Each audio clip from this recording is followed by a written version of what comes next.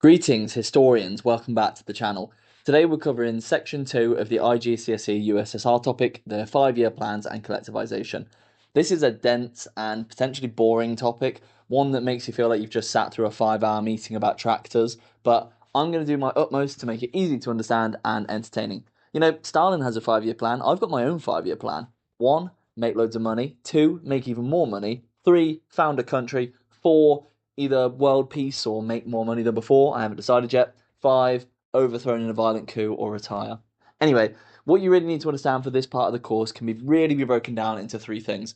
1, what were Stalin's ideological motivations for his economic policies? 2, what were the successes and failures of industrialization? And 3, what were the successes and failures of collectivization? In this video, so it's not too long, we're going to cover the first thing. Why did Stalin want to do any of this? Essay questions come up on this all the time, and they focus primarily on the consequences of the policies and the degree to which they were successful. So it's really helpful to know why Stalin wanted this. As for the consequences, well, you'll have to subscribe, hit that bell, and tune in next week for that video. So let's get inside Joe's head for a second. Don't stay too long, it's probably quite scary in there, and try to understand what was going through it when he decided to implement all these ideas he'd stolen from Trotsky during the leadership struggle.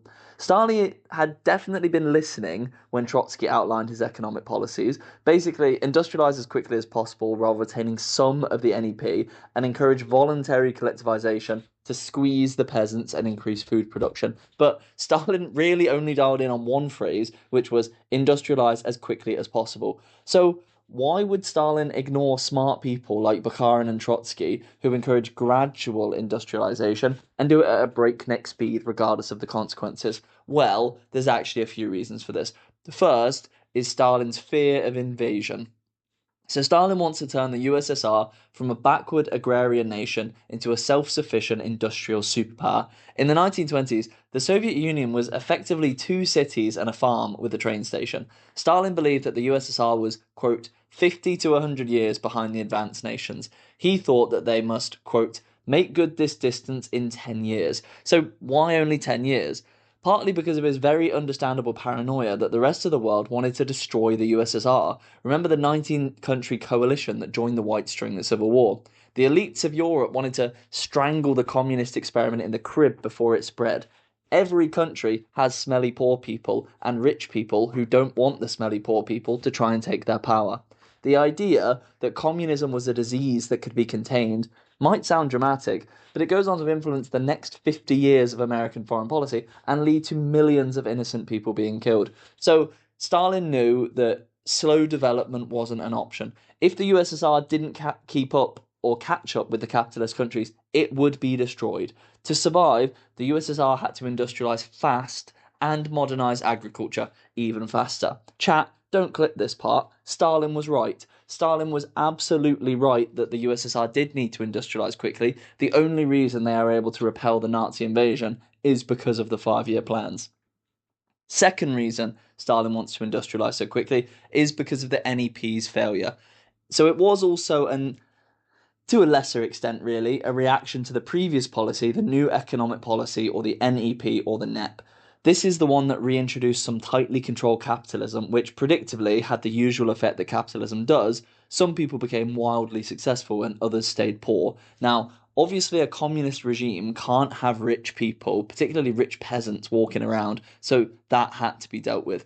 Secondly, while the NEP had helped the economy to recover, by 1927 the growth was stagnating. Peasants were producing more grain, but they were refusing to sell it because the prices were so low. Factory output was back to pre-Civil War levels, but still way less efficient than during the 1890s. So the NEP hadn't been the magic bullet that Lenin had hoped for, so Stalin needed a new economic policy to replace the new economic policy, which by this point is actually an old economic policy. Thank you very much. Finally, speaking of the NEP, and before you can say, wow, that's not real communism, Stalin was also motivated to industrialise by Marxist theory. If you're unsure what that actually means, God knows why you're watching this video, but please check out the first video on my channel for a full, in-depth explanation of Marxism and Leninism. Sorry for the shameless self-promotion. Marx was very, very clear when he wrote his manifesto. Communism could only be achieved in an industrial society. And The slightly awkward problem for the new Soviet government that has violently seized power was that the USSR was not industrial. Like I've said earlier, it was basically one giant farm with two cities and a train station. So to create the workers' paradise that they claimed to be building, they first had to become one of those industrial societies that Marx had written about. In other words, Stalin's push to industrialize wasn't just paranoia, it was also pure Marxist logic. And for a final motivation, Stalin wanted to increase his authority over the two main groups in Soviet society: industrial workers, the proletariat as Marx would call them, and rural peasants, or rural peasants as Marx would have called them.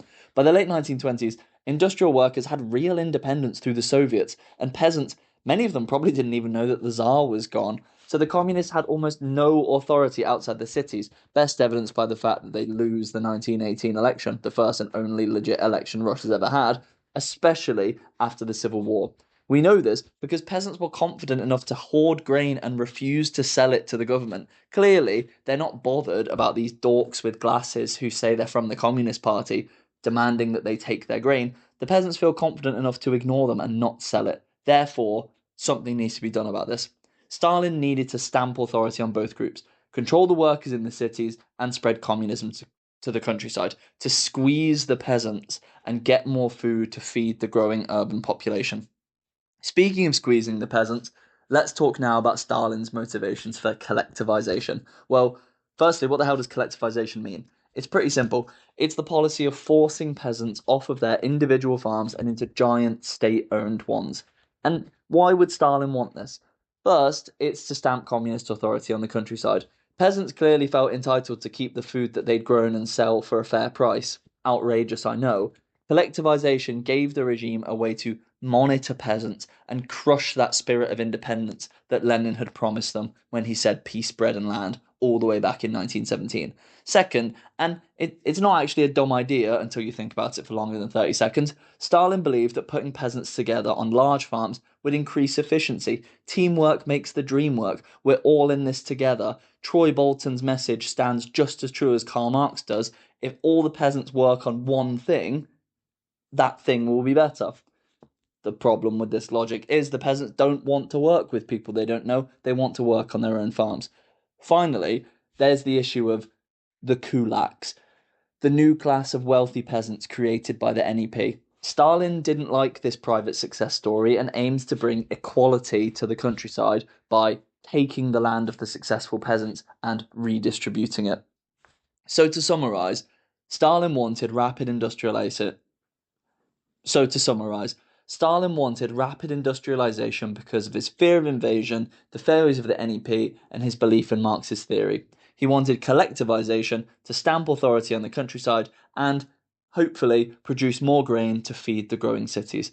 Thanks for watching, and remember, subscribe so you don't miss next week's episode on how these brilliant ideas turned out.